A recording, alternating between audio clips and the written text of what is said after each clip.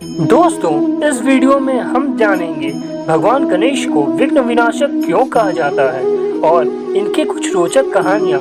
तो कृपया इस चैनल को आप लाइक, शेयर और सब्सक्राइब अवश्य करें और बेल आइकन को दबाना ना भूलें ताकि मेरे सनातन धर्म के प्रचार में कोई कमी ना रह जाए। तो चलिए शुरू से शुरू करते हैं। नमस्कार, गुड मॉर्निंग, सत श्री अकाल। दोस्तों, हमारे धर्म में भगवान गणेश का एक बहुत ही महत्वपूर्ण स्थान है।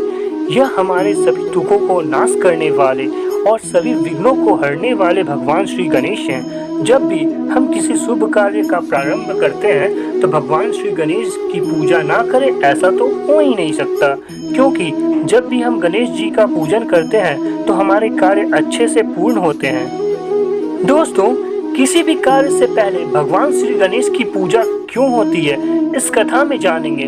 तो दोस्तों, एक समय की बात है, एक बार सभी देवताओं में होड़ लगी कि कौन सबसे पहले इस सृष्टि की परिक्रमा को पूर्ण करता है। सभी देवताओं ने अपने अपने वाहनों पर सवार होकर परिक्रमा लगाने निकल पड़े, परंतु गणेश जी ने अपने माता पिता महादेव और माता पार्वती की परिक्रमा कर उनसे यह कहा कि मेरे लिए तो मेरे माता पिता ही मेरी सृष्टि है, जिससे खुश होकर भगवान शिव ने इन्हें प्रथम पूज्य की उपाधि दी।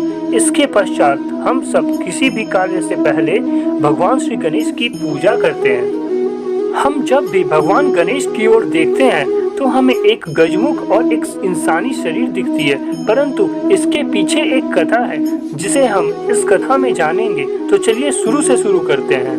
एक समय की बात है, कहा जाता है कि जब माता पार्वती स्नान करने के लिए कंदरा में गईं, तो उन्होंने द्वार पर गणेश जी को बैठा कर कहा कि पुत्र देखो, कोई भी इस कंदरे के भीतर प्रवेश ना कर पाए जब तक मैं बाहर नहीं आती हूँ। तो उसके पश्चात भगवान शिव उसी समय वहां पहुंचे और उन्होंने कहा कि पुत्र मुझे अंदर जाने दो। तो भगवान गणेश ने उत्तर दिया कि मेरी माता का आदेश है कि कोई भी इस कंदरे के अंदर प्रवेश नहीं कर सकता है। तो इस क्रोध में भगवान शिव ने अपने त्रिशूल से गणेश जी का सिर को धड़ से अलग कर दिया, जिसके पश्चात माता पार्वती की क्रोधित हो जाने के कारण भगवान महादेव ने एक गज का मुख भगवान श्री गणेश के ऊपर लगाया और तभी से हम भगवान गणेश का यह रूप देख रहे हैं। दोस्तों, भगवान श्री गणेश को एक दंत भी कहा जाता है। इसके पीछे भी एक कथा है, तो चलिए इसमें भगवान श्री गणेश को एक दंत क्यों कहा जाता है यह जानते हैं। तो शुरू से शुरू करते हैं। एक समय की बात है, एक बार भगवान गणेश वेद व्यास के कहने पर महाकाव्य लिखना प्रारंभ किया, परंतु बीच में उनकी लेखनी टूट जाने के कारण उन्होंने अपने एक दांत को तोड़कर उससे काव्य को पूर्ण किया। इसके पश्चात हम इन्हें एक दंत के नाम से भी जानते हैं। एक और कथा है, एक बार भगवान परशुराम जब हिमालय पर पधारे तो उन्हें अंदर आने की अनुमति गणेश जी ने नहीं दी, जिस कारण से वह क्रोध में आ गए और उन्होंने अपने फरसे से गणेश जी पर वार किया।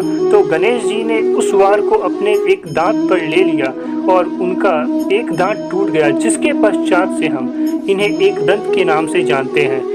इसी प्रकार की धार्मिक कहानियों के लिए आप हमारे चैनल को सब्सक्राइब कर लें, शेयर कर लें, ताकि हम इसी प्रकार से नए नए वीडियोस लाते रहें और अपने सनातन धर्म का प्रचार जारी रखें। तो धन्यवाद। जय हिंद, जय भारत।